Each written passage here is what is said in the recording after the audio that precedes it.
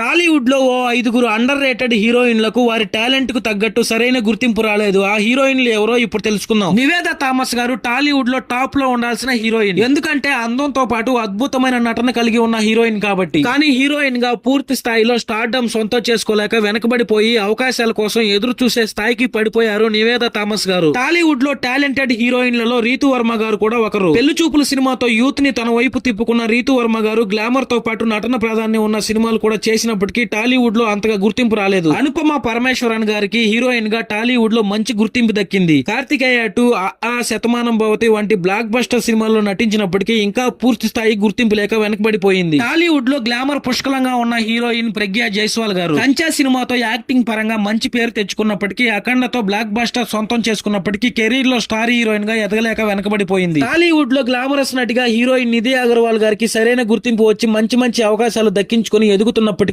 Recent గా వచ్చిన హరిహర వీరమల్లు, రాజాసాబ్ లాంటి భారీ డిజాస్టర్ లో ఆమె సినీ కెరీర్ పై ప్రభావితమయ్యి స్టార్ హీరోయిన్ కాలేకపోయింది. ఈ 5 టాలీవుడ్ లోనే మోస్ట్ అండర్ రేటెడ్ హీరోయిన్లు అయినప్పటికీ స్టార్ హీరోయిన్లు కాలేకపోయారు.